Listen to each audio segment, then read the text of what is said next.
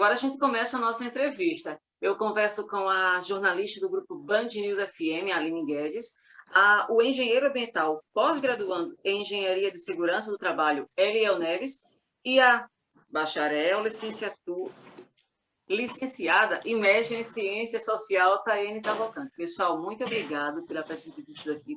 E eu começo a perguntar o seguinte: queria que vocês apresentassem um pouco o que faz,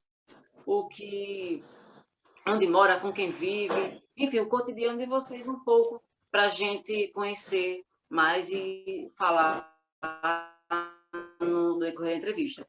Aline, eu peço com você. Bem, meu nome é Aline Guedes, eu sou jornalista, eu me formei há, mais de 10 anos pela UFPB e já tive passagens pelo impresso, assessoria de comunicação. Atualmente eu trabalho na Rádio Band News FM, eu sou âncora da Band News, mas também faço reportagem, além de apresentar atualmente o Band News Manaíra, segunda edição, que é um jornal da casa, que vai ao ar das 5 da tarde às 6 da tarde. Que o Lucas me convidou justamente porque caiu bem a calhar o tema, porque eu estou realmente vivendo em home office total, estou trabalhando em home office totalmente. Além da Band News, eu sou assessora do governo do estado, então também estou fazendo esse trabalho totalmente de casa. A gente teve que adaptar aqui tudo para isso, porque eu estou gestante, estou com quase 5 meses de gravidez. Então, nessa situação de pandemia, né, tem uma lei que nos acoberta, nos protege em relação a isso, e aí eu estou enquadrada nessa situação e estou trabalhando totalmente de casa. Estou à espera de Cecília. É isso. Pronto, muito obrigado. Eliel Neves, engenheiro ambiental, pós-graduando em Engenharia de Segurança do Trabalho. Comece a te apresentar, Eliel. Sou engenheiro ambiental com pós-graduação em Engenharia de Segurança. Hoje eu atuo muito mais na área de segurança do trabalho. Eu tenho uma empresa de assessoria e consultoria em Engenharia de Segurança e estamos aí, na atividade. Obrigado. Taiane Cavalcante. Vou acrescentar o Gomes. Então, eu me chamo Taiane Gomes Cavalcante, sou professora de Sociologia em 2 redes estaduais, na rede estadual da Paraíba e na rede estadual do Rio Grande do Norte, aqui em João Pessoa, e lá é na cidade de Lagoa Salgada. Como o Lucas já falou, sou formada na área de Ciências Sociais e atuo como professora em Sociologia. E moro com minha mãe e com meu sobrinho, aqui em João Pessoa. Muito obrigada. Tá, eu começo com você. A presença física está ligada ao nosso desenvolvimento humano, né, desde criança. A gente precisa do convívio social, do espaço, para desenvolver nossas atividades socioafetivas. Para você, qual a importância importância da presença física, do convívio social? E para mim faz muita diferença. Eu sou uma pessoa do presencial. Gosto muito desse contato. As pessoas, meus amigos e até as pessoas de trabalho sabem como eu tenho uma dificuldadezinha de manter esse diálogo pela internet, mas para mim faz total diferença. Apesar de que a gente já vinha se adaptando e era uma realidade já, pelos aplicativos de conversa, né? O WhatsApp é o mais famoso, né? O que a gente mais usa, tem o Telegram também, mas para minha construção, isso é bem pessoal essa pergunta, né? Para minha construção socioafetiva, essa presença física faz muita diferença. Eu não sou muito boa em desenrolar conversas à distância, não. Eu tenho um pouco de preguiça, eu não sei se é bem preguiça, talvez seja outra geração. Talvez seja isso, mas faz muita diferença para mim. Aline Guedes, eu acredito que para o jornalismo é essencial, né? A apuração ali, uma eleição, por exemplo, a gente está naquela naquela batalha para ver quem ganhou e quem não ganhou, um factual, notícia quente, quem chegou na redação. Qual a importância da presença física? O jornalista, a pessoa, Aline Guedes, como é que ela vê o espaço social?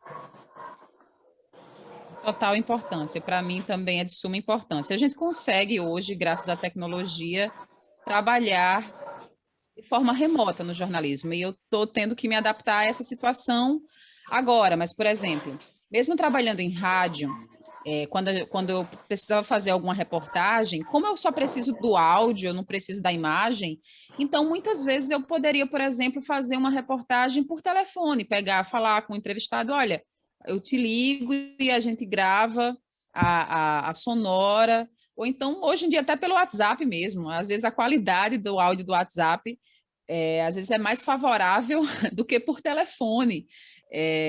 Mas mesmo assim, eu sou uma pessoa tão do presencial que, mesmo tendo esse benefício que o radiojornalismo proporciona, de poder fazer as entrevistas de uma forma muito mais prática e rápida por telefone, pelo WhatsApp, por videochamada, enfim, mas eu sempre fui uma pessoa que preferia ir ao local, olhar no olho do entrevistado, sacar o ambiente, porque eu acho que na minha profissão faz muita diferença, principalmente em reportagens, essa coisa descritiva.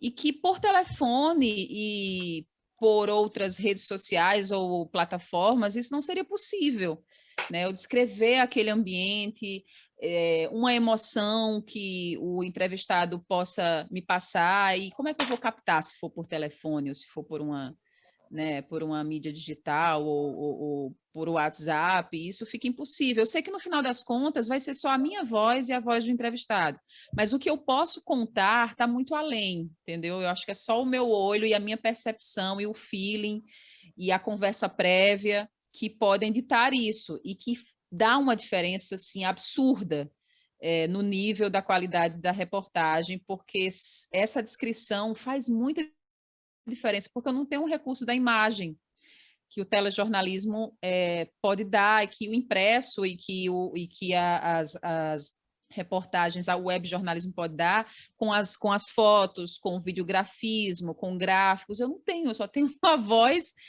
alguns recursos de áudio, de BG e tal. Então, a minha carta na manga, digamos assim, é o que eu posso descrever, o que eu posso contar.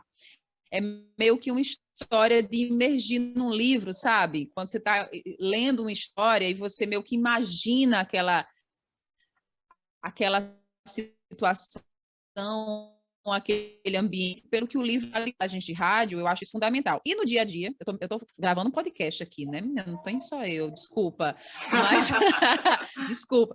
E no dia a dia, que é na apresentação mesmo do jornal, o que eu sinto falta e que eu tô tendo que adaptar é porque, por exemplo, eu apresento com o Yuri Queiroga, é meu parceiro lá de bancada. Então, quando a gente apresentava juntos no mesmo ambiente, a gente tinha muito essa coisa de olhar um para o outro e tipo assim, é você agora. Então, tipo, eu não sei o que falar nessa entrevista, segura você. E agora não tem, né? Porque a gente está fazendo via Skype. Então, às vezes como o Yuri fica na mesa, a gente que apresenta lá na Band News, a gente apresenta e também faz a parte técnica na rádio. Então tem aquela coisa do sobe som, do desce som e tal, e isso, quando eu estou presente, ele consegue me falar, Aline, agora, eu consigo ouvir. E pelo Skype ele tem que fazer uma contagem para mim.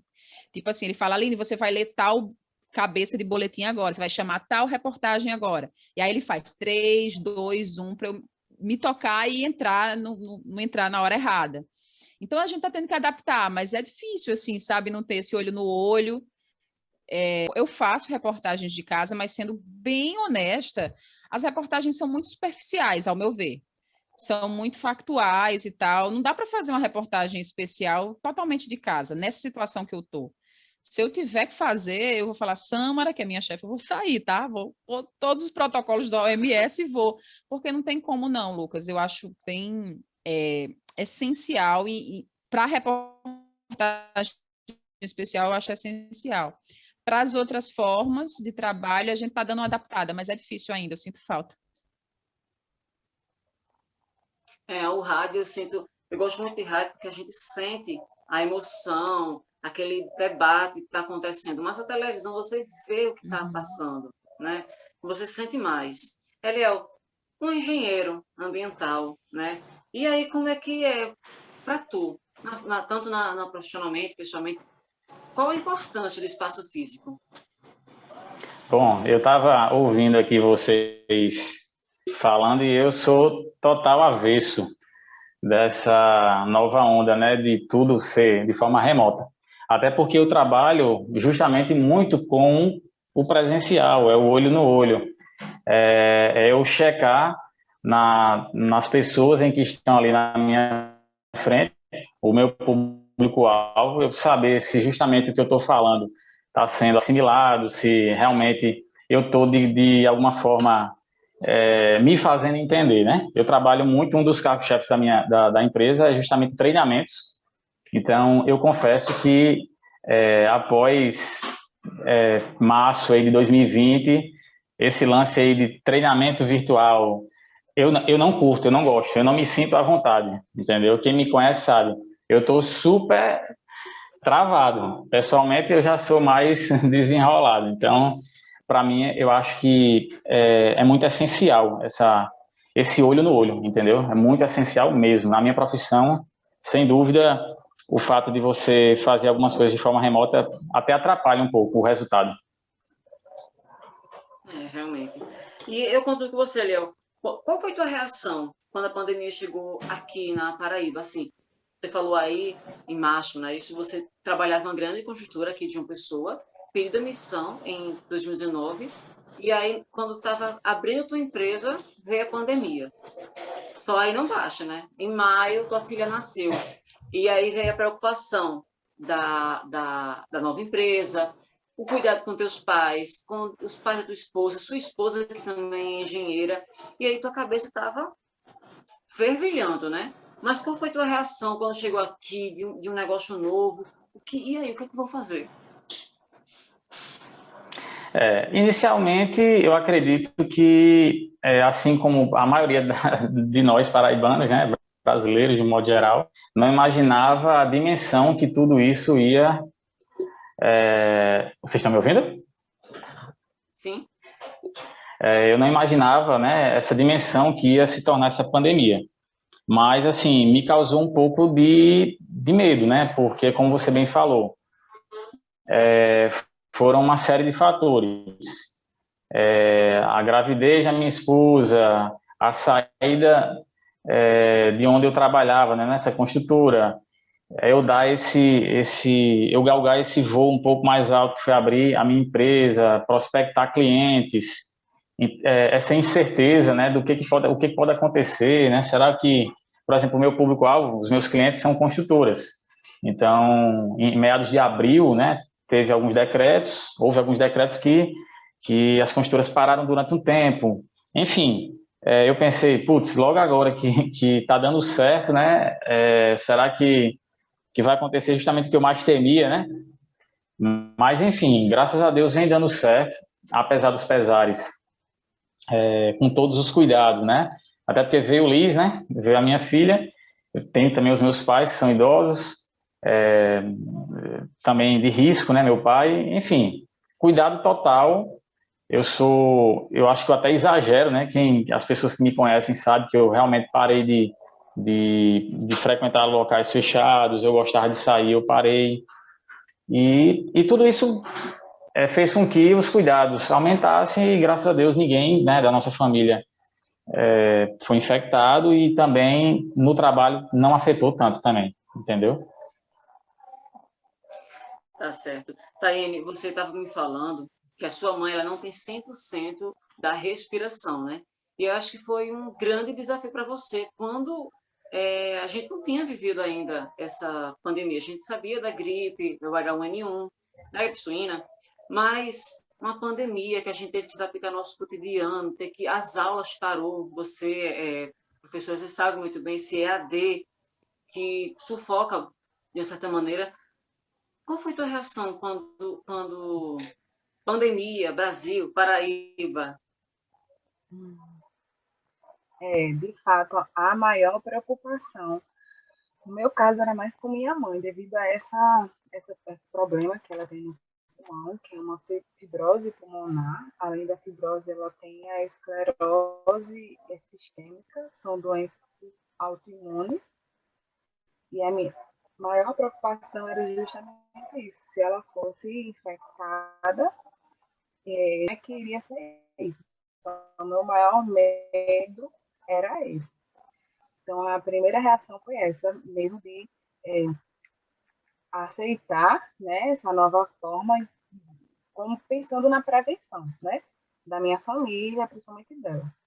Eu fiquei com muito medo por causa disso, né, e aí como ele falou, ele e ela, né, falou, eu também gostava de sair, e aí foi uma coisa que eu evitei muito, assim, também, e respeitei muito, porque o meu medo justamente não era nem eu me contaminar, era contaminar e trazer para casa. Até quando eu fiquei na dúvida, eu ficava o tempo todo trancada dentro do quarto com medo de estar infectada e transmitir para ela.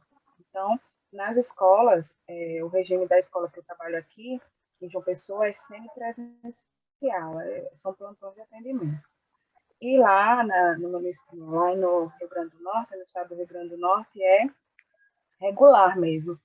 Então, foram duas formas diferentes que cada estado encarou a pandemia, né? Lá ficou um pouco mais, várias frentes de ensino, várias modalidades para a gente tentar alcançar um público maior de estudantes, mas infelizmente essas variadas frentes não deram tanto resultado. E aí é um pouco frustrante. Então, eu sinto muita falta do ensino presencial, muita falta, porque é muito frustrante você tentar conduzir, né, ou tentar construir algo e não fluir. E às vezes flui, né? Eu tenho um público muito grande de poucos estudantes por aula, por turma. E eu fico muito feliz quando aparecem três e esses três estão participando. E aí eu acho o máximo, porque com esses três a gente está dialogando sempre, toda semana. E aí estou achando muito bom com esses, mas fico muito frustrada por não estar conseguindo, né? Então, eu sinto muita saudade dessa outra forma, modalidade. Porém, eu fiquei muito receosa de voltar antes da vacina, né? Hoje a gente já tomou, quase todo mundo de casa já tomou, menos as crianças que têm 12 anos, mas em breve tomará. Qual foi a tua reação quando a pandemia chegou aqui? De não acreditar, né?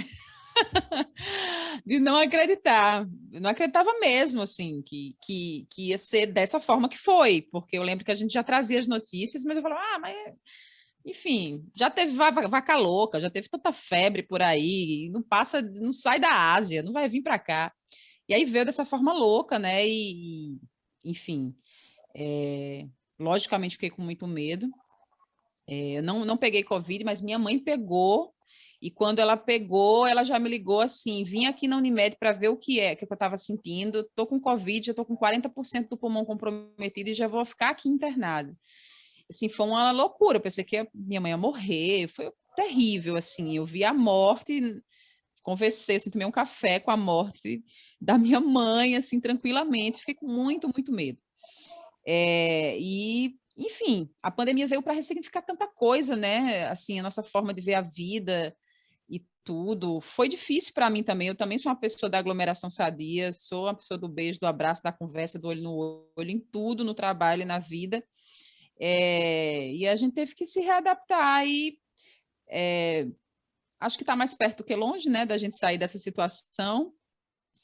E apesar dos pesares, apesar da dificuldade, eu sou, nossa, muito grata por a gente estar aqui, te ajudando no seu trabalho, Lucas, da gente estar vivo para contar essa história. Mas foi difícil para caramba, assim, né? Quem diria que a gente ia passar por isso? Quem diria que a gente ia estar nos livros de história daqui a alguns anos? Estaremos, todos nós. Boas ou ruins, o Brasil vai superar nos livros de histórias, né? É verdade. Mas, enfim, estamos aqui para contar a história. 2 semanas antes da pandemia chegando, que a gente já sabia, já tinha notícias da pandemia, mas ainda lá na Ásia. Mas estava lá, eu belíssima, fechando meu contrato de casamento. E aí, com 2 semanas, gastei dinheiro à toa. Tanto dessa forma, dessa coisa da gente não acreditar que ia vir para cá. Se vinha, vai vir, não vai ser pandemia, né? Enfim. E aí eu estava tão certa, como a gente sempre foi, né? Muito certo de que a gente é que dita o nosso destino, né? A gente é que é o que tem o leme da vida, tá na mão da gente, mas não tá. E aí eu estava fechando o contrato do meu casamento. A gente pagou metade, a festa ia ser em ano passado, dezembro do ano passado. E aí, em 2 semanas, tudo mudou. E aí, enfim, é isto. Como você falou, né? Mudou muito a forma da gente ver a vida, porque, enfim, a gente não pode fazer planos para nada. Agora não faço mais planos, não. Foi bem Band News, né? Em um segundo tudo pode mudar. Tudo pode mudar. É o lema da Band News e da Covid-19. Justamente. Aline, eu continuo com você. Você falou como era trabalhar na pandemia. Mas aí eu te pergunto o seguinte, nessa pandemia, nós jornalistas, Pia, os jornalistas foram muito criticados, tanto nacionalmente como aqui na Paraíba. E aqui na Paraíba, a gente teve um caso de um empresário do ramo da comunicação, né, de um dos maiores grupos de comunicação da Paraíba. E ele disse o seguinte, abre aspas, um radialista, um jornalista, que fizesse um negócio desse, em relação ao número de contágios de mortes no Rio 1, 2, enfim, um negócio desse, deveria ser apedrejado na rua. Aline, o jornalismo nunca foi tão importante para o nosso dia a dia, sabe? Eu acho que a gente entra hoje na rede social para desmentir. Ah, isso é verdade, isso não é. Ah, isso aqui não é bem assim, tem o outro lado, vamos contar. Qual a importância do jornalismo nesse e em outros momentos aqui para frente, por exemplo? Eu nunca pensei que a gente pudesse trabalhar como linha de frente, né? Numa situação pandêmica, assim, uma situação extremamente excepcional. Mas eu acho que é isso, né? A gente foi muito linha de frente mesmo, porque sem informação, o que seria do mundo, né?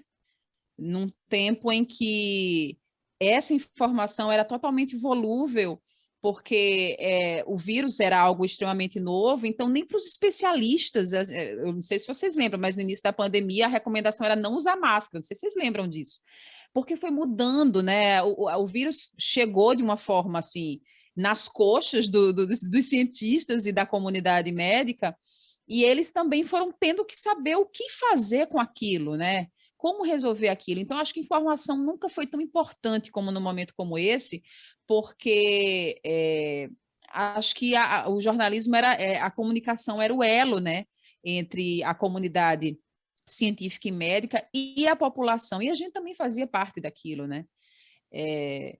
Enfim, é uma fala extremamente infeliz, eu sei quem é esse empresário, lembro muito bem dessa polêmica, e acho que, além de toda essa questão das fake news, né, aqui no Brasil, muito mais acirrado por toda a questão de polarização política, por toda a questão das ideologias, enfim. E a gente tendo que fazer esse trabalho, além de fazer nosso trabalho, ter que fazer o trabalho de dizer, olha, isso aqui está errado, isso aqui está certo, não vai por aí, que isso aí não é fonte de informação. Além de ter que estar fazendo esse trabalho didático, a gente ainda teve que lidar com essa questão, né, dessa censura dos nossos chefes, porque eles são empresários. Para muitos desses empresários não era nada interessante trazer algumas informações. Então, uma fala, enfim, lamentável, infeliz, para eu ser aqui bem cordial. Empresa, né? Pois é, eu estou sendo bem cordial aqui, bem bacana, dizendo que ele foi lamentável, porque, enfim, a vontade de dizer outra coisa. Mas não vou estragar, não vou colocar aqui um pi no seu trabalho, por favor, Lucas. Mas, assim, no mínimo, lamentável essa postura, em que, enfim, a questão mercadológica desse empresário em questão vem acima de qualquer questão de bom senso e ética, né? Você falar isso ao vivo, numa rede de rádios, enfim. O bom é né? justificativa, né? A desculpa dizer que ficou em silêncio durante 63 dias e que se exaltou sim, mas a partir do momento que um empresário, né, dono de um grupo de comunicação com vários, TV, rádio, jornal, impresso, dizer que o empregado dele deve ser apedrejado na rua, bem absurdo.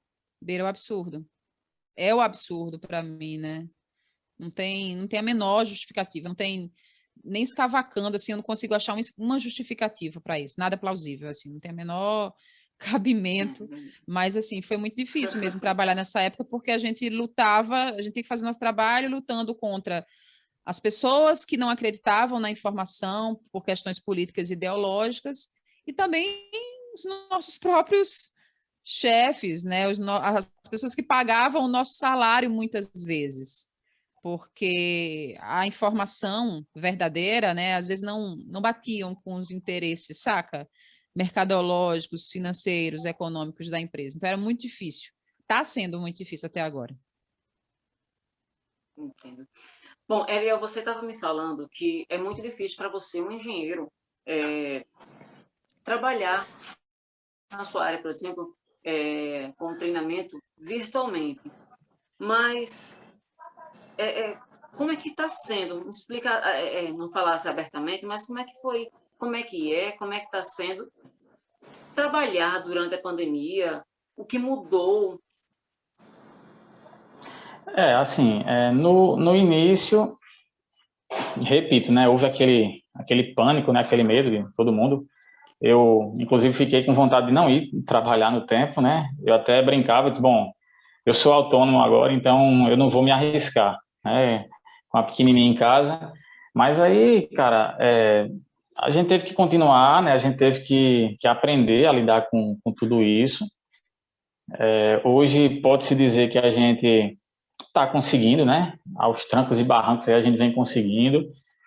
E com os cuidados mínimos, né? Usando máscara o tempo inteiro. Muitas vezes em alguns treinamentos que eu vou ministrar, eu vou até com 2 máscaras, inclusive isso é o meu maior, assim, minha maior dificuldade, porque você falar, né? Eu já falo muito, e no treinamento você precisa, de fato, desse recurso da voz, de gestos, e enfim, a gente respirando ali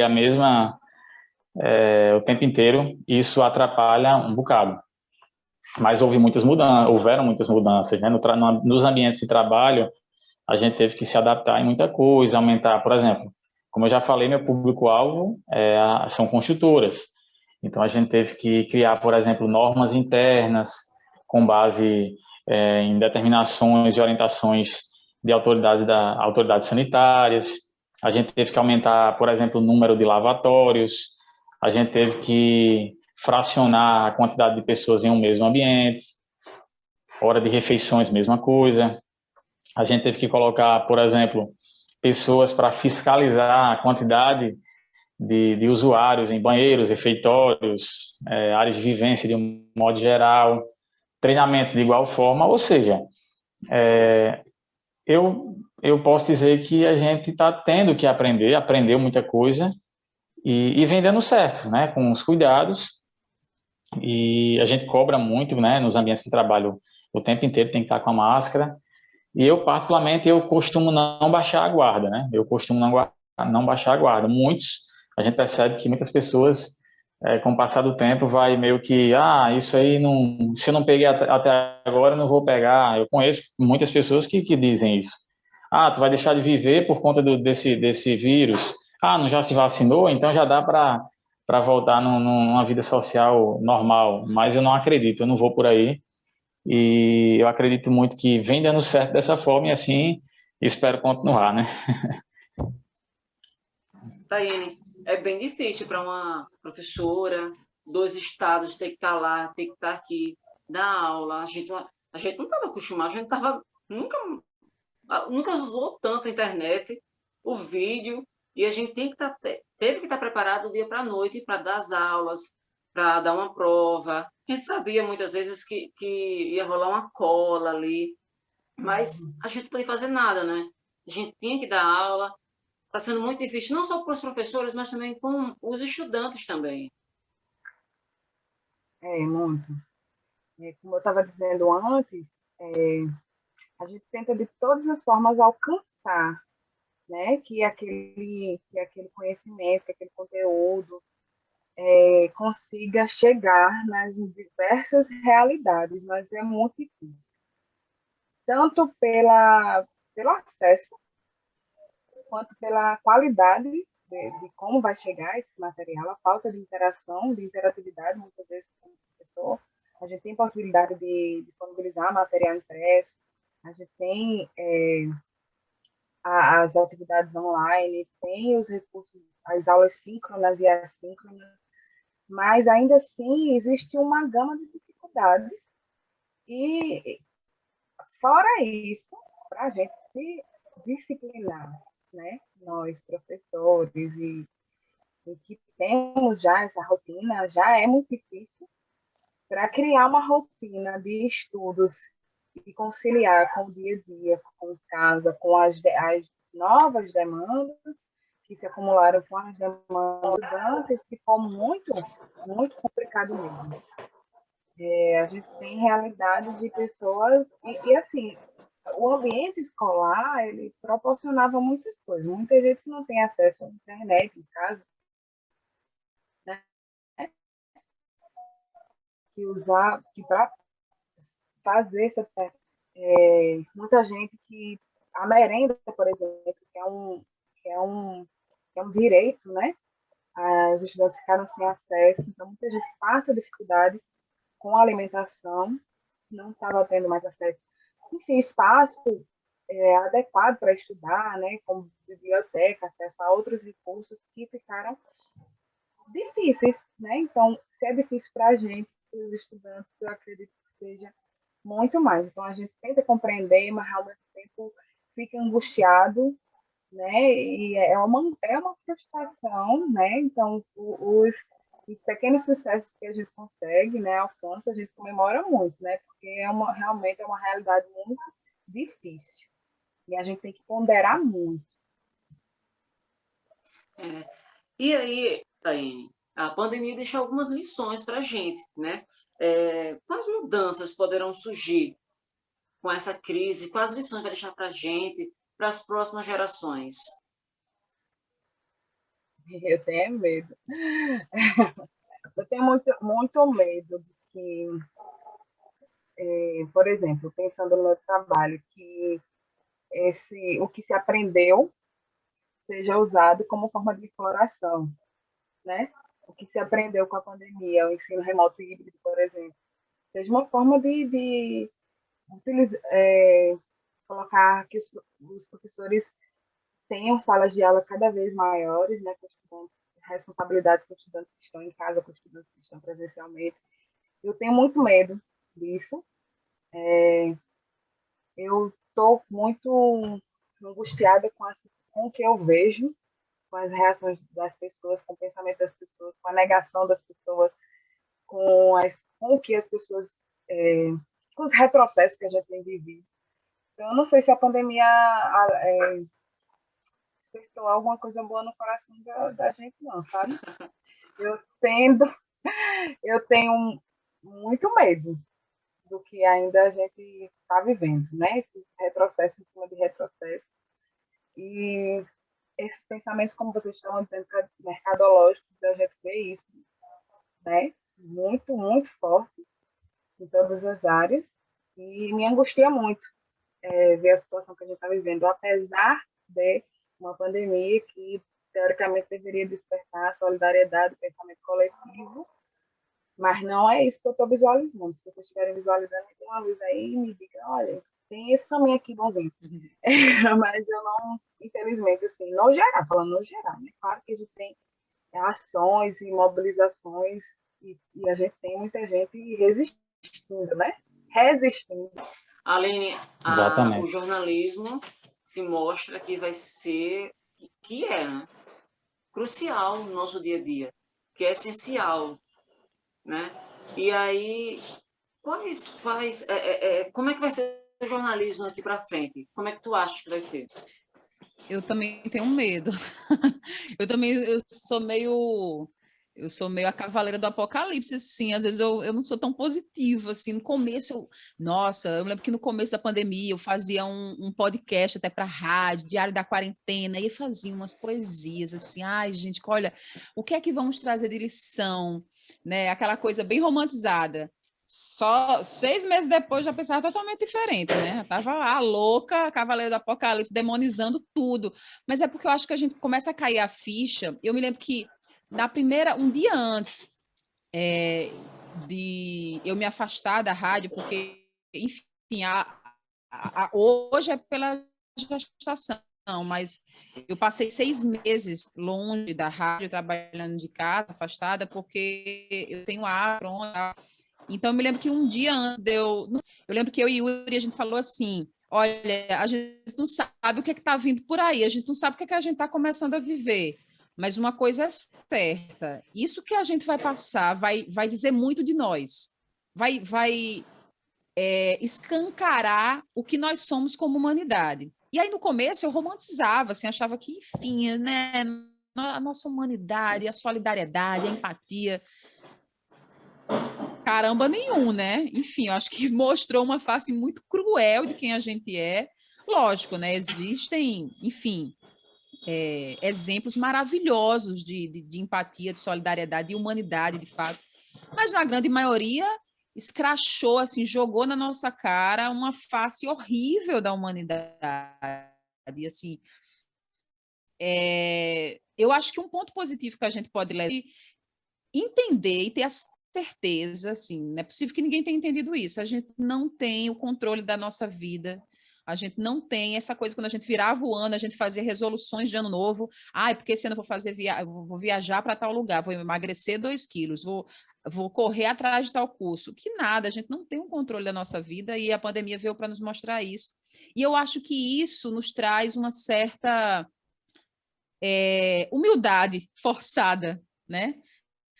Que a gente não é nada, enfim, a gente não tem um controle da nossa vida, quiçá do universo, das coisas que estão ao nosso redor. Em relação ao jornalismo, uma coisa que eu vejo negativa, e não só para o jornalismo, acho que para qualquer trabalho, porque a gente viveu muito em home office, ainda continua, né? Trabalhando remotamente em muitas situações, ou de forma híbrida, mas eu acho que essa coisa da gente nunca se desconectar. A gente não bate mais um cartão de ponto, minha gente. A gente está sempre online. Então, a tecnologia é maravilhosa, porque, poxa, eu tô grávida, estou trabalhando de casa, olha que maravilhoso. Seu colega aqui está trabalhando em 2 estados. Como é que numa pandemia, no meio de uma pandemia, ela conseguiria fazer isso, né?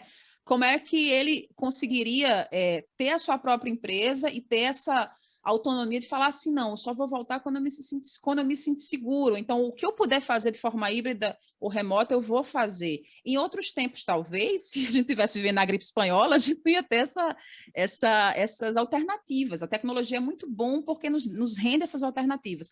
Mas eu acho muito prejudicial porque a gente está naquela coisa, reme, sem parar.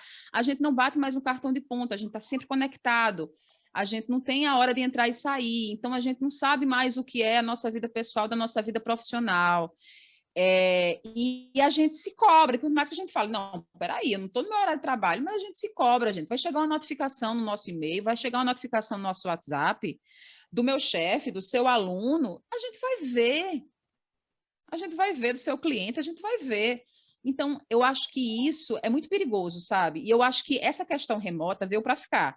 Tecnologia caiu nas coxas da gente, a gente não sabia muito o que fazer, mas agora a gente já se adaptou. E eu acho que isso não vai mudar, por mais que a gente volte 100% presencial, a pandemia seja só uma lembrança, mas essa forma de trabalhar, eu acho que não vai acabar, e eu acho muito perigosa essa questão da gente nunca estar desconectado, a gente nunca está off, a gente sempre está online, e se a gente está off, a gente se sente culpado por isso. O de bom... É uma exploração muito grande do nosso mental, né? Totalmente. E o terrorismo mental parte da gente mesmo. Porque se a gente não abrir aquela notificação, a gente já se sente improdutivo. Então, eu acho que é um perigo muito grande, assim. Eu acho que depois até rola aí você fazer uma reportagem, Lucas, com um sociólogo, com alguém que saque para explicar um pouco isso, mas eu acho que é um mal dos nossos tempos, assim, e que eu acho que vai piorar. Em relação à coisa positiva, que tem duas faces, mas eu acho positiva, é que agora, com a pandemia, no jornalismo, a gente teve que se contentar com a informação acima de tudo.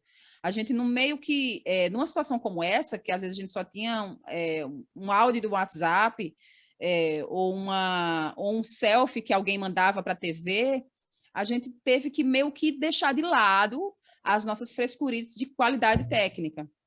É informação pela informação, porque em dado momento a gente não teve mais como... A gente não podia ir em tal lugar, a gente não podia ir na casa do entrevistado, a gente não podia apresentar ou fazer uma reportagem presencial. Então, a informação acima de tudo. Então, hoje a gente já vê, há 2 anos atrás, há 3 anos atrás, a gente nunca que veria um vídeo selfie num Fantástico, por exemplo. E hoje é só o que tem, entendeu?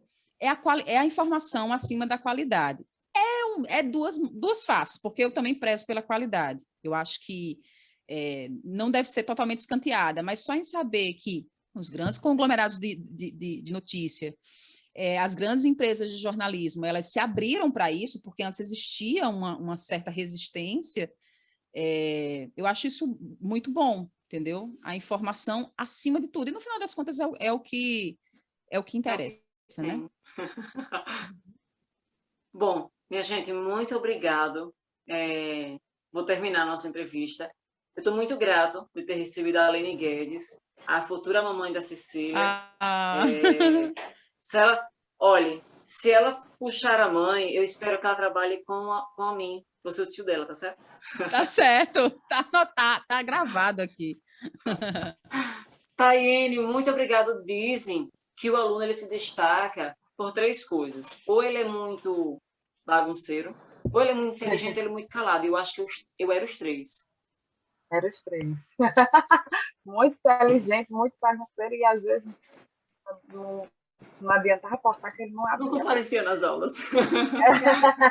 Uma fase, passou.